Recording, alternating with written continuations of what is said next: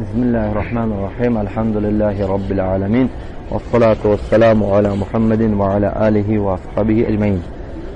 وإنجا مسألة شيء عاشوراء ذكر. عاشوراء يعني يوم العاشر من شهر الله محرم. من شهر الله محرم. روز دايم روز چه میشد يعني دايم محرم. دايم چه میشد دايم محرم. و هم جنده يعني چه جنده امام مالک رحمه الله تأکید يعني بعد از ماه رمضان يعني چه آکدترین يعني تأکید ترین روزه چه میشد يعني يعني من عند حتى رواية ام المؤمنين عائشة آمده که بعد از يعني چه میشد بعد از رمضان يعني روزه چه شهر الله نام شهر الله محرم يعني شهر محرم روزه چه میشد آکدترین يعني خاصتا يوم عاشوراء يعني چی بود يعني اول امرنده رسول صلی الله علیه و سلم وقتی که مدینه با اومده بود روزه رمضان چی یعنی رمضان نبود اینما چی بود یعنی عاشورا بود. عاشورا یعنی چی بود یعنی واجب بود. روز عاشورا روزه گرفتن واجب بود. همینند حدیث ربیع نام رضی الله عنها به میگه که چی یعنی خیلی رسول صلی الله علیه و آله و سلم اومد فارس اومده ما به چی خبر داد که من اصبح منكم صائما فليصوم نعم فليكمل صومه ومن اصبح منكم مفطرا فليصوم یعنی امر کرد یعنی که امروز چی گفت یعنی ربیع رضی الله عنها میگفت که اومده همین فارس گفت که چه کسی که روزه گرفته باشد امروز روزش دوام کرد و کسی که روزه نگرفته باشد از خود روزه گیرد روزه نکن دیگه نخورد روزش چه نکن خود روزه گیرد. حتی میگه چه کودک ها ما یعنی کودکایی که بلاغت نرسیده چیکار میکردن روزه میداروندن یعنی وقتی گسنه میشدن دستاشون با بازیچه های داده یعنی با بازی مشغول کننده یعنی چی المهم گرسنگی عیاداشون میبروردن یعنی چی بود این روز مؤکد بود یعنی چی بود واجب بود. این چی واجب بود. سونه که بعد از رمضان که نازل شد ای ایها الذین آمنوا کتب علیکم الصیام كما كتب على الذين من قبلكم لعلكم تتقون آیت نازل که شد سونه عاشورا چی شد یعنی حکم وجوب برداشته شده چی شد یعنی سنه ماند یعنی سنه مؤکده یعنی ماند یعنی نعم یعنی چیز فضلش عظیم یوم چی عاشورا یعنی برای که روز عاشورا چی میکند یعنی سال گذشته و سال آینده گناهش بخشیده میشه یعنی روز عرفه سال چی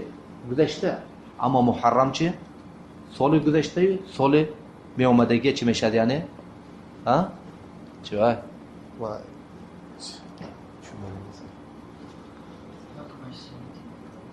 سنه میشد یعنی سنه حکمش سنه مونده یعنی سنه مونده. همین حدیث عایشه آورد که نام رسول صلی الله علیه و سلم یعنی وقتی جاهلیان در تو قریش یعنی روز عاشورا چه روزه میگرفتن و رسول صلی الله علیه و سلم روزه میگرفتن روزه. وقتی که مدینه با اومد مدینه چه روزه گرفت و وقتی که فرض چی شد یعنی رمضان فرض شد ترک یوم عاشورا سن گفت فمن شاء صام و من شاء ترک کو کسی که خود روزه میگیرد کسی گیرد نمیگیرد یعنی چی شد حکمش از وجوب سنت دار اومد یعنی هم به یعنی سببش چی بود رسول صلی الله علیه و آله و سلم یعنی معناش هم به ابن حجر یعنی چه رسول صلی الله علیه و سلم وقتی که مدینه میبیاد روز دائم محرم میبیند که چه یهود مدینه روزه میگیرند گفتن که چی این روز گفتن که یا چی گفتن که یهودی‌ها گفتن که نام هذا اليوم نام یوم نجاه الله موسی و قومه من فرعون و فرعون و جنوده. سید علیه الصلاة والسلام که نحن اولى بموسی علیه الصلاة والسلام فصام و امر بصيامه. یعنی این روز عاشورا چی بود؟ همین روزی که الله تعالی موسی قومش از فرعون و جنودش چه نجات داد. گفت که علیه الصلاة والسلام ما از یهودی ها موسی با اولادتریم یعنی ما اصحاب موسی اتباع موسی ما ها یعنی یهودی ها موسی چه دینش چه کردن تغییر دادن که ما موسی چه ما موسی با از یهودی ها چه نزدیکتریم یعنی تمام چه امر کرد یعنی نه. و حدیث كذلك معاویه رضی الله تعالی عنه وقتی که سالی که حج کرد یعنی چی بود یعنی حج میکند حج بمینه ذل الحجه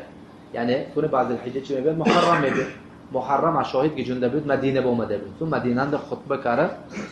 خطبه کرد که اهل المدینه این علماءکم علماءاتون کجا شدن و رسول صلی الله علیه و سلم میشنم که امروز چه روز عاشورا لم یکتم علیه یعنی این روز فرض نه این روز چه فرض نه و من چی گفت رسول صلی الله علیه و سلم امروز روزه میگیرم فلیصم و من شاء فلیفطر کسی که خواهد روزه گیرد کسی که خواهد روزه نگیرد یعنی معناش اینه شما نگوید که فرض گفته این چی یعنی این چیز مستحب یعنی این چیز چی میشد یعنی مستحب میشد یعنی وعمر بن الخطاب ارسل للحارث ان غدا يوم عاشوراء فصم وامر اهلك ان يصوموا یعنی ابواب چی ابواب سنت ابواب فضل و منقبه این روز یعنی طبعا عاشورایی که گرفتیم چی میگه رسول الله صلی الله علیه و سلم میگه که اگر سال آینده بمونم چی وای لا اصومن نم یعنی التاسوع و عاشوراء یعنی یوما قبله او یوما بعد يعني يوما بعد بعضی ها روایت میکنه لیکن علی کل صحیح یوما قبله یوما بعد یعنی باید که چه روزی که گرفتیم یک روز پیش یا که یک روز بعد گرفت و که چه یهود با مانند نشویم